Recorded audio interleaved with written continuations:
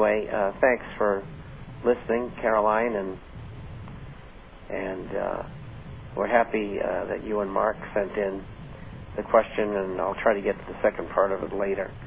While you're talking about currencies, Bob, I do have this question. That way we can group them all together. This is in from Robert. He says, adjusted for official inflation in 1980 terms, gold should be trading at $2,500. Unofficial inflation numbers puts gold at $6,700. Is there a way mathematically of figuring out where that would put gold when priced in the euros, yen, Aussie dollars, or Canadian dollars? Yeah, but it's one heck of a lot of work. Yeah. And incidentally, John Williams, who I have great respect for, who's a fine economist, and I saw that, yeah. I'm just a casual economist, if you may, because I do a lot of other things that he really doesn't get into. But he does a whole bunch of things that I don't get into, too. But he's talking at $7,150 to reflect inflation. And I reported that in today's issue. And I also said that we think it's $6,700. And we're always very close. And so that's where it's going to go. So anybody that doesn't think it's going to go there, you know, somebody ought to get a nail and a mallet and drive the nail into your head so you can, you know, wake up or something. I mean, it's all there. It doesn't get any more complicated than the fact that real inflation, using the 1980 formula, before they made the formula for the CPI bogus, and later they entered in something called hedonics. When you get out on the market to buy a steak for $4, it's too expensive. You buy ground round for $2.50, and the difference, $1.50, comes off of the CPI. This is how insane this is. You know, it's like the Mad Hatter was running the Bureau of Labor Statistics. But be as it may, no, that's the Commerce Department, excuse me. Be as it may, those are the real numbers. That's where gold's going. Where's silver going? I don't know. It's going to go higher. You know, you got to go back, and most of you weren't in the markets when I was, between 1960 and 1980. We always knew that silver should have traded higher. I started buying silver at 29 cents an ounce. And then it went up to the astronomical figure of $2.50 an ounce. And then we had the Hunt brothers who came along, and they actually cornered the market by taking physical delivery. And there's nothing illegal about that. But our government and Wall Street destroyed Mr. Hunt and the people who he was in this legal purchasing of silver with. So silver really should have never gone to $50. Where should it have gone to? It's hard to say. But I think in those days, and it was a silver shortage then as there is now, there was more silver used than produced. That's what I mean by the way of shortage. I would think maybe $20 would be a fair price. It's a guess. And so maybe that's why it stopped at $20 this last time. It's going to go higher than 20. But I don't know how much higher, because I think we had you might call it a false start back in the 80s because of what the market was like. And so maybe it will take $2,500 or $3,000 gold for silver to go to $50. I don't know. I'm just guessing, throwing ideas out. And yes, I know there's not enough silver produced to satisfy usage, and it's coming out of investment stores that people have. $100 an ounce? It's possible. Is it probable? I really don't know. It's a question mark. But it is going higher. But I don't attribute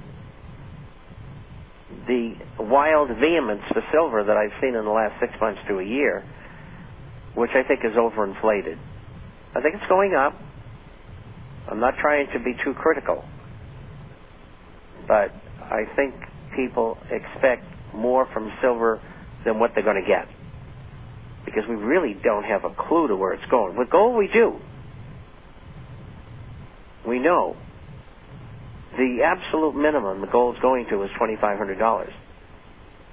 And that's been admitted by J.P. Morgan Chase, Goldman Sachs, Barclays, a whole raft of illuminous firms. So if they're willing to concede that, then I would think it's going to go there.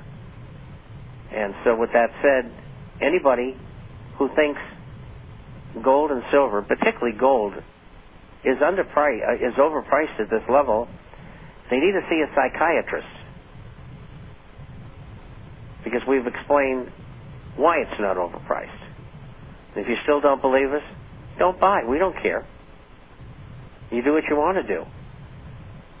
This is informational. You're dealing with professionals here. I had somebody send me an email the other day. I just couldn't believe it. They were telling me what the market was going to do, and then one of my ideas. And I wrote back, you seem to have it all in hand. I'm glad you're a professional like I am. Thank you very much, Bob.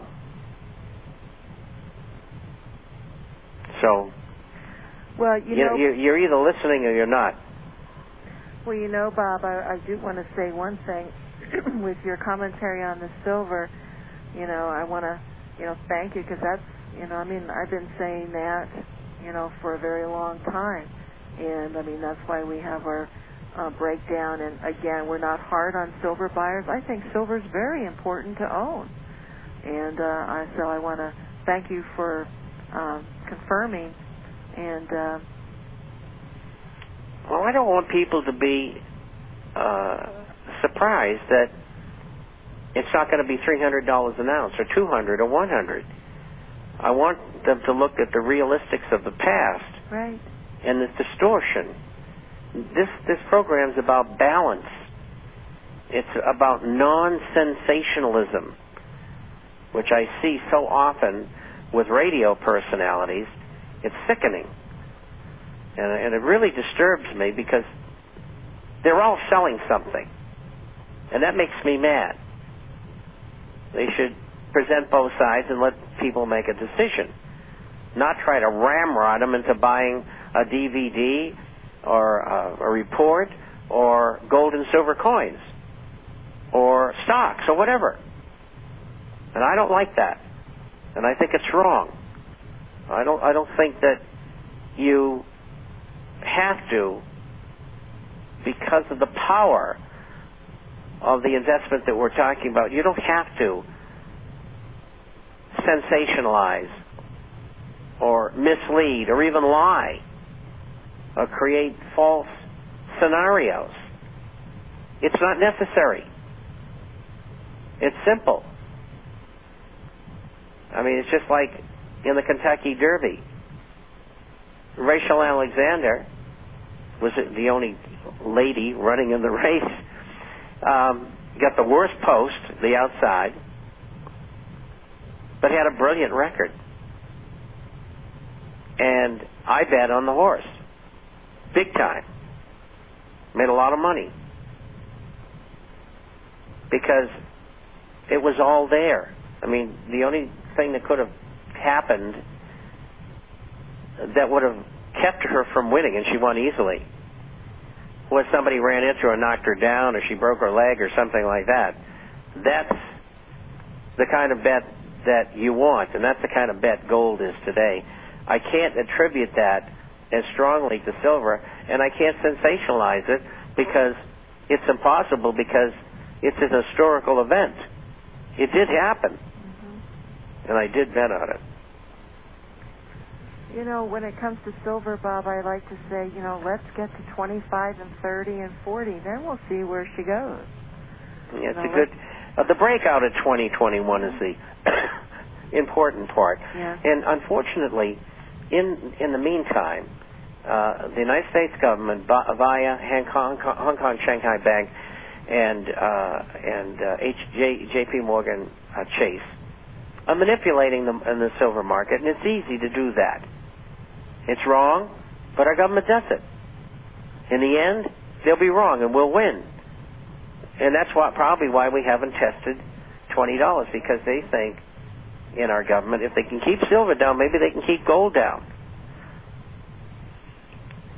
Today was an unusual day in as much as they tried all day to drive gold and silver down from the get-go, from 3:30 this morning. Yep.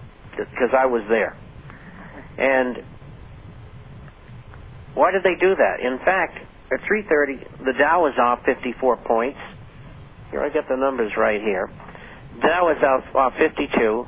S&P, equivalent to the Dow, was off 54, and the same with NASDAQ was off 65. So then I looked at the FTSE in London. It was off 90 Dow points. So I figured, well, the market will be down 90 cents on the day.